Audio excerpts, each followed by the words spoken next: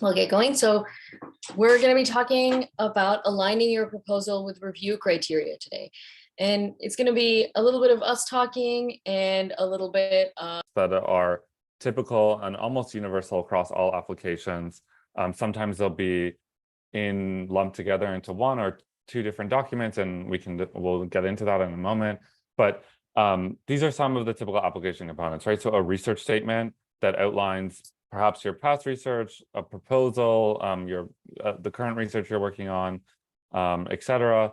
A personal statement which details, your professional experience and any other relevant experience, and your position as, perhaps that's in a laboratory or as a doctoral candidate. Maybe you have a certain set of professional experiences. These all kind of bake into what we call your scholarly biography, right? Often applications will require transcripts, a CV of some kind, and that could be either like the one that you have in a Word document or in one that you kind of, just like when you're applying for jobs, you have to like manually insert, and letters of recommendation. And sometimes we'll get a budget depending on if you have research expenses or not. So the statements and criteria, right? So today we're going to be mostly focusing on that research statement and aligning your criteria, the review criteria with that. So, or in your statement with the review criteria. So step one is to find the review criteria, right? So after you've found the eligibility and you've made sure that like you've checked off that you are eligible to apply for an award, perhaps the second most important thing to do is to actually review the criteria that you're going to be scored on, right? And so every award has a different kind of internal review process. There's almost no kind of universal format. There are common formats, but the way some applications or awards do publicize like what their review process is, but all of them will indefinitely have a review criteria that they publish, right? So if they don't explicitly tell you how that process is going to go, like if there's tiers or stages and what the review kind of panels look like, right? They are at least going to give you what the elements are that form up the criteria you're going to be scored on, right? And so they'll be different for each application. But there will be a short summary somewhere, either in the solicitation, online, in the portal, and you need to find these criteria before you start writing, right? Because you're going to be scored on them. So addressing each criteria becomes really important to making sure that you form a competitive application. You can have a beautifully crafted, research statement that perhaps your committee or, people in your field will really like, put up on a pedestal. But if you're not specifically writing towards the review criteria, then no matter how strong that application is, a reviewer is going to be beholden to that criteria, right? So finding it and making sure that, you understand the criteria before you start is step number one.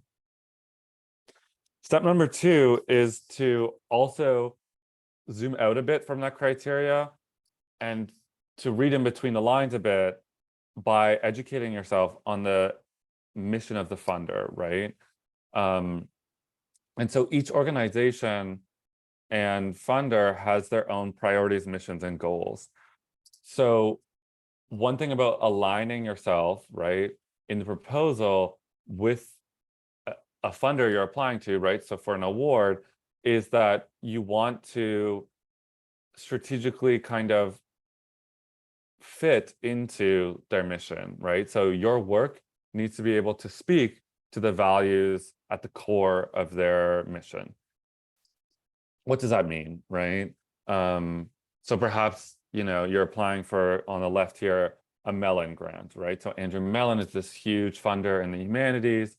They have a new award this year called the Doctoral Dissertation Innovation Grant. And, you know, while that award has its own set of criteria, Mellon has a broader mission, right, that you want to become acquainted with.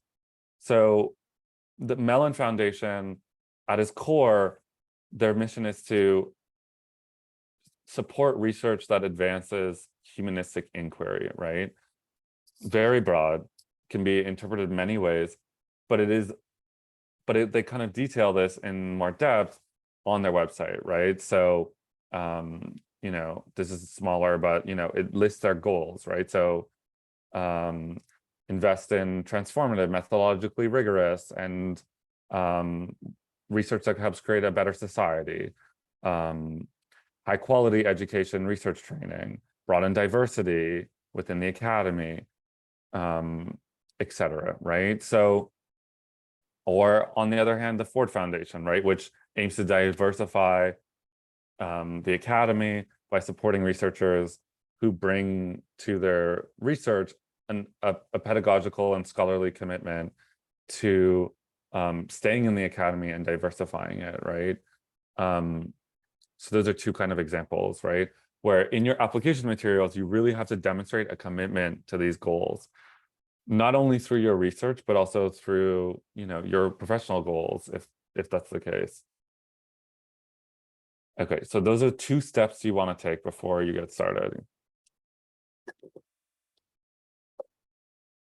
You also want to get to know your funder more broadly, right? So as we said, the mission and goals, some background, other research you can do is to look at the profiles of past award recipients.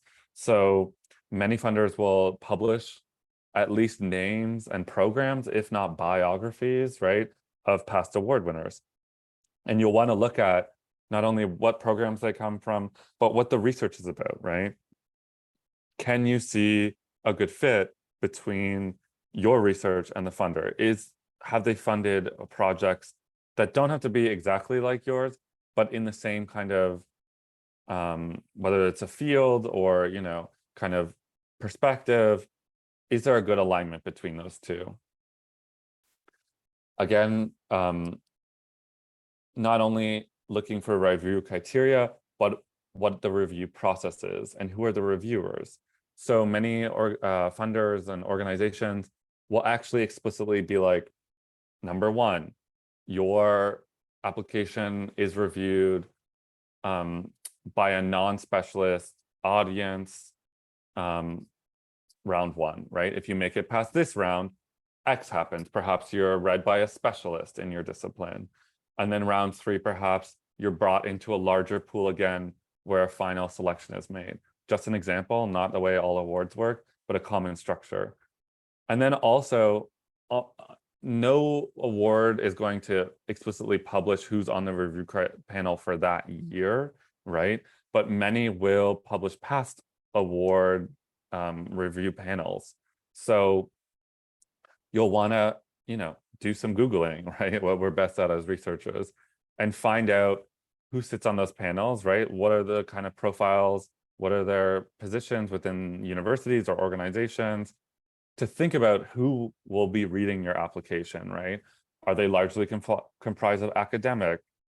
Do they all have PhDs? Do they have a mix between academic and industry? Are they all industry?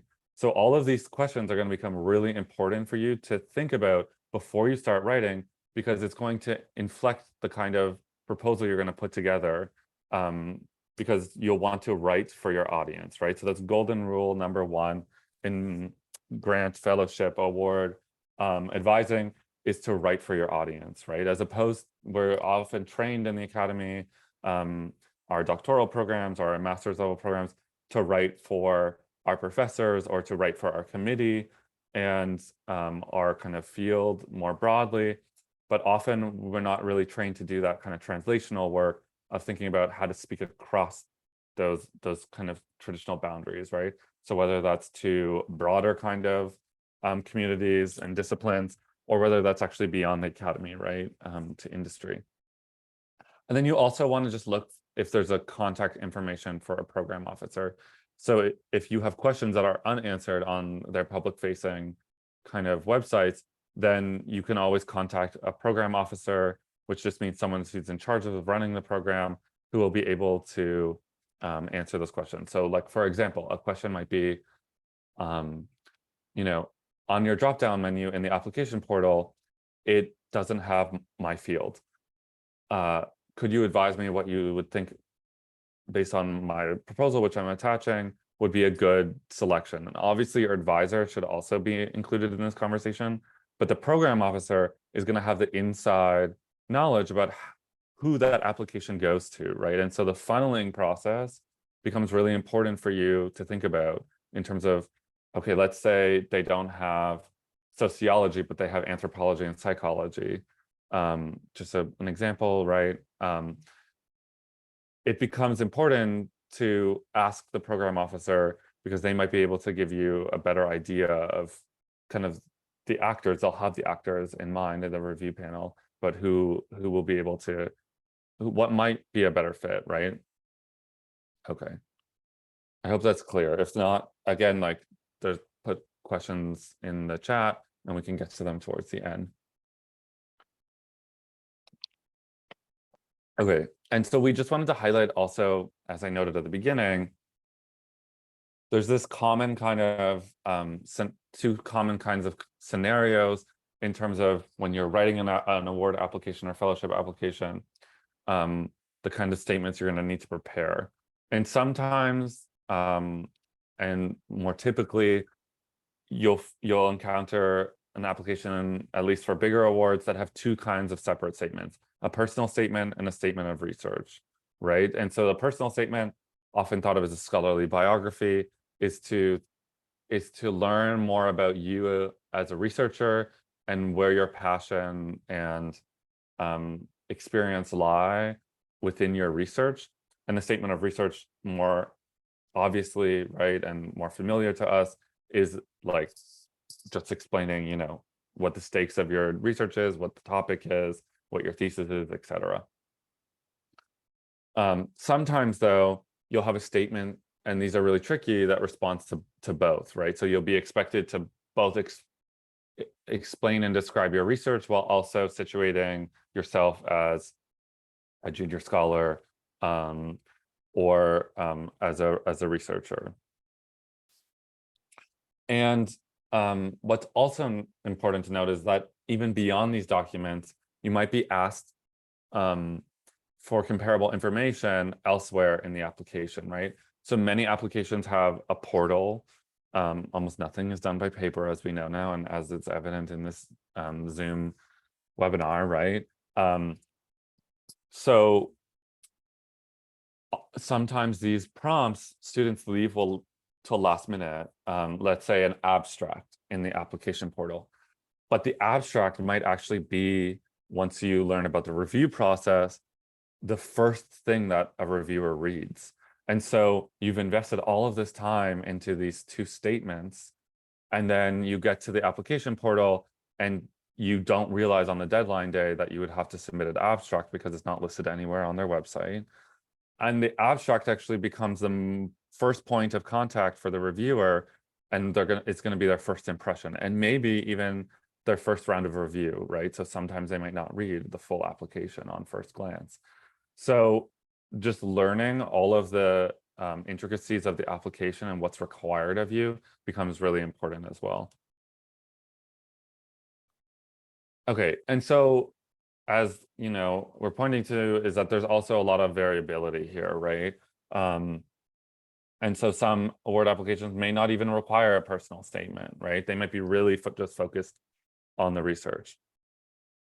And I think this is a repeat bullet. All right, so let's jump into more of the nitty-gritty stuff in terms of crafting the actual text, and some kind of things to keep in mind when you want to try to align your proposal with the actual review criteria.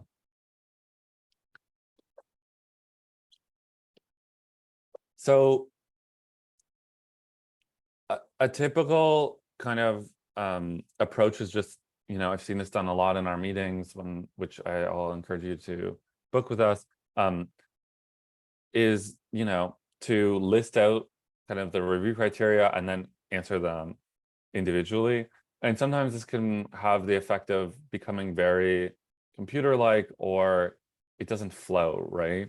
And so when you're thinking about how to respond to the review criteria, it's really good, as we'll talk about in a second, to brainstorm that way. But you'll want an overarching narrative arc, right, that links your essays together. And so your statements, essays meaning like a statement, personal statement, and a research statement, if that's what's required. And so there should be points of continuity between them, right? And you'll also like really need, as we were talking about earlier, to show commitment to the goals and mission of the funder. So, if you're applying to, let's say an award is called, which is an award, the Center for Engaged Research, and their mission is to fund research in the social sciences that advance the idea of engaged research, which is like research that has a tangible effect on the communities that it studies, perhaps, right? And your research is about, something like a theoretical question, and you're getting into all of these theoretical concepts, but not showing how it connects to the communities you examine, right? Then there's a mismatch there, right? About the goals of your research and the goals of the funder, right? So really lining those two up is important. Okay, so as I said, before you start writing, you want to brainstorm responses to each criteria. And once you brainstorm, then you begin to consider how to tie your responses into a narrative arc. And so your narrative arc can be spread among several essays, right? And throughout the document. What you'll want to avoid is to have too much repetition, but also not enough continuity, right? So you want this balance between seeing different aspects of yourself and your research across the documents, but to make sure that you're not repeating things across them, right? And you'll also want to carefully plan out then which criteria will be suited to which essay, right? So in the research statements, you'll be describing the criteria or responding to the criteria that will be judging you based off of, your what we'll call intellectual merit in some ways, which is like the kind of merit of your research. And in the personal statement, you'll be responding or trying to demonstrate your capacities, right, and qualities as a researcher to conduct this study, right?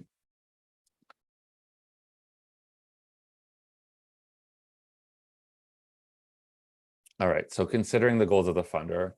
So you might have many ways to respond to each criterion. Your research or your interests in your field could be framed in different kinds of ways. And so you want to really think creatively and strategically about which, responses you choose to use in your often delimited space, right?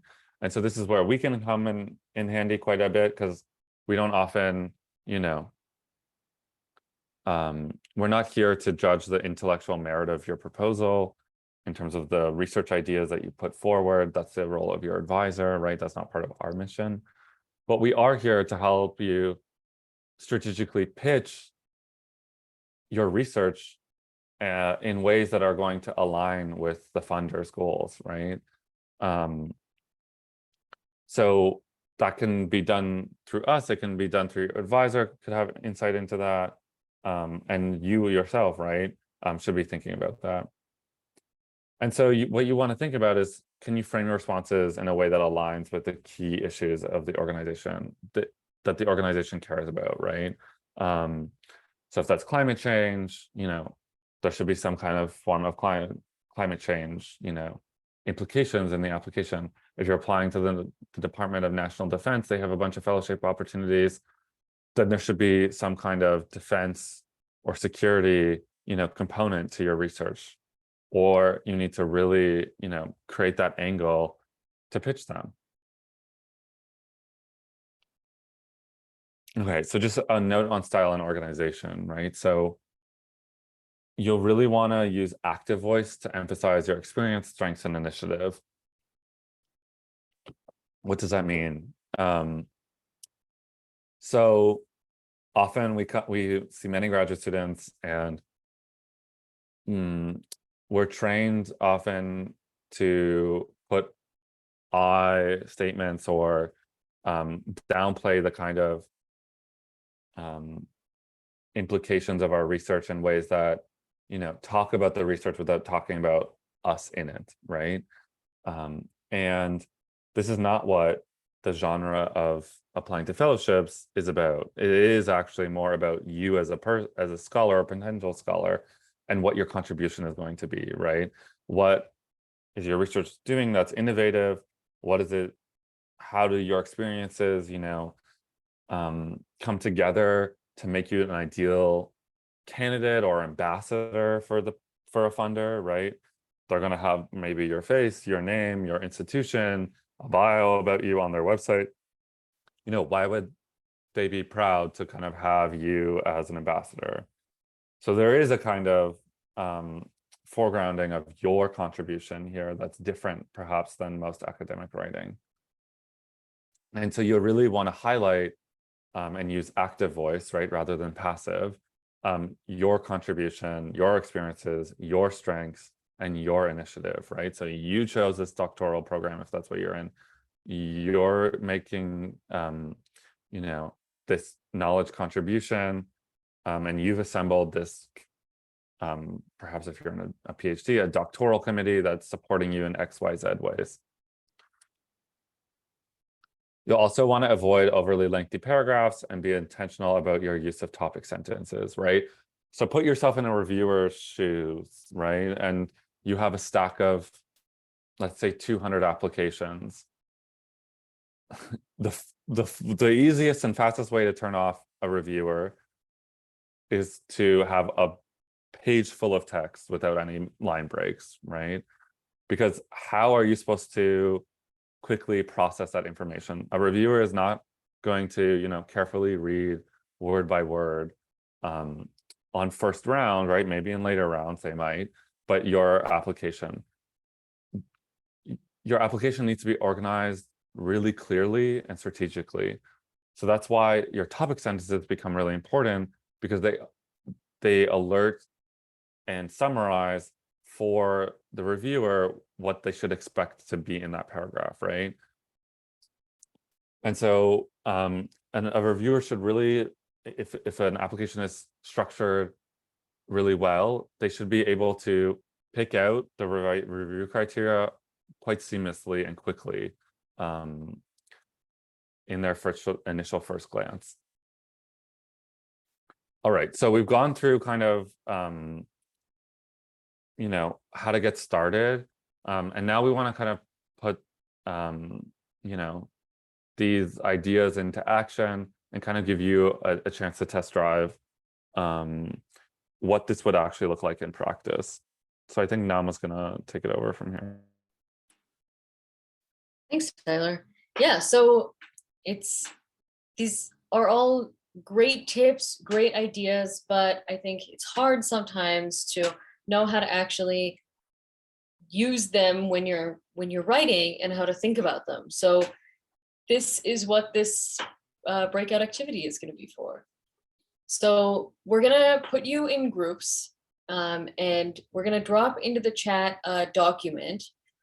In this document, you'll find 3 sets of review criteria. So these are criteria from 3 different awards, and they're real criteria from real awards. And we're also going to drop in a fellowship proposal, which is, a real proposal that an actual student wrote. And so what you're going to do with your group is read the review criteria and then read the proposal. It's only 2 pages, so it's not huge. And think you're going to engage in this like a reviewer, in the sense that, yeah, we've only got a few minutes, like 15 minutes to do this. And so you can't spend all day looking at all of the little tiny details. And with your group, talk about, first of all, which set of review criteria do you think match the application? And which do you think so? So this will give you a sense, or and why do you think so? So this will give you a sense of this idea that Tyler was saying earlier. You could write a great application. If it doesn't fit the review criteria, what do you think? Could it get all 3 awards, or is it only going to fit one set of criteria? And then go more deeply. Does the proposal directly respond to the review criteria that you identified as being most matching with the application? Are there any elements that are missing? And are there any areas that could be improved on so that it could better meet the review criteria? So please talk about this in your groups. We'll reconvene in about 15 minutes. If your group is super fast and you finish this extremely quickly, then look at the other review criteria. Think about, is there a way to, what kinds of things would need to be adjusted about the application to match the other criteria? But in the meantime, answer these questions. We'll put you in breakout groups in a minute. We've dropped the materials into the chat, and see you all soon.